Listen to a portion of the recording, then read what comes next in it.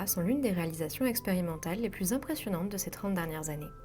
En effet, la technique de refroidissement d'atomes par laser, développée théoriquement par Claude Cohen-Tanouji, d'ailleurs récompensé d'un prix Nobel en 1997, a ouvert la voie à tout un pan de la physique moderne, et de nombreuses expériences d'atomes froids ont depuis vu le jour.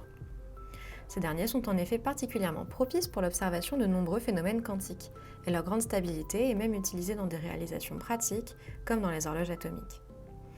Il est possible de refroidir des atomes jusqu'au millikelvin grâce à des lasers seulement en utilisant les propriétés cinétiques des pressions de radiation de la lumière sur les atomes. Les atomes, stoppés entre 6 faisceaux lumineux, se retrouvent à une vitesse presque nulle et étalés dans l'espace. C'est une mélasse optique. Lorsqu'un champ magnétique est mis en jeu, la création de niveaux hyper fins permet de regrouper localement les atomes dans l'espace. C'est ce que l'on appelle un piège magnéto-optique, ou MOT, pour Magneto-Optical Trap. Voilà, donc l'objectif de cette expérience, c'est d'observer la localisation de la lumière par des atomes froids. Ça s'inscrit dans la continuité de ce qu'on a fait depuis plus de 20 ans quand on est arrivé avec des atomes froids à Nice. Au début, on a observé la localisation faible de la lumière, et maintenant il s'agit d'observer la localisation forte de la lumière. C'est un effet prédit par Anderson dans les années 50, et d'abord pour les électrons, et dans les années 80, on est venu avec la lumière pour étudier cet effet-là. Il y a plusieurs expériences qui ont tenté de faire ça depuis plusieurs décennies.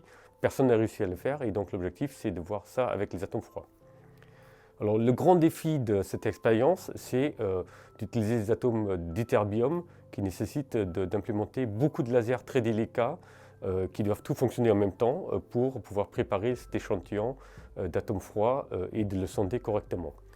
Et en parallèle avec ce défi technique sur l'expérience, un des problèmes qu'on a, c'est que la description théorique n'est pas la même que pour les électrons, et il faut garder un échange très étroit avec la description théorique pour mener cette expérience-là, et d'identifier les bonnes façons, les bonnes observables pour mesurer cette localisation de la lumière si elle existe dans notre système.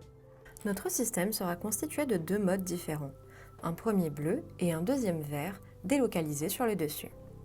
Le premier mode bleu est présent afin de capter le plus d'atomes possible. La transition étant plus large, il est capable de piéger une plus grande classe de vitesse.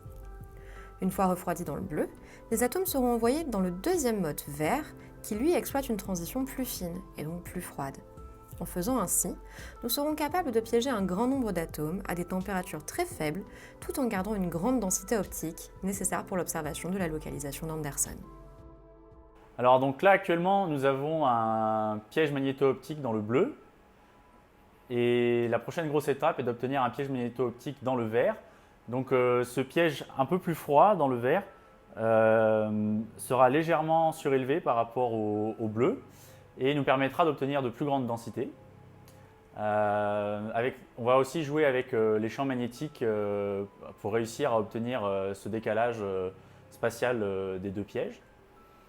Et nous avons aussi Anaïs, que nous terrorisons depuis le début du stage, et qui va ajouter le désordre, donc avec un laser à 1500 nanomètres. Donc comment on fait ça? Concrètement, donc on a une cellule de diffusion, donc on chauffe l'ytterbium à environ 500 degrés. Donc là maintenant on obtient une bonne pression d'ytterbium, et cet ytterbium ne peut s'échapper du creuset où il est que par un fin microcapillaire. Ce capillaire permet de guider et d'avoir un jet collimaté d'ytterbium qui se propage jusqu'à la cellule. Au niveau de la cellule, cet ytterbium va se retrouver piégé d'abord dans le bleu puis dans le vert comme je l'ai expliqué. Et ensuite par exemple avec un laser dit light shifter à 1500 nanomètres, on va pouvoir désordonner les transitions et obtenir un milieu désordonné, chaotique un peu pour la lumière. Et on espère qu'on va réussir à montrer que la lumière peut rester piégée sous certaines conditions de désordre. Nous avons pour l'instant passé l'étape de la réalisation du premier mode bleu que l'on peut voir sur ces images. Un début prometteur puisqu'il permet déjà de piéger plus de 10 puissance 7 atomes et est pourvu d'une bonne densité optique. La prochaine étape sera de réaliser le mode vert et d'optimiser le bleu déjà existant tout en continuant à installer les différents dispositifs permettant à terme, on l'espère, d'observer la localisation d'Anderson de lumière.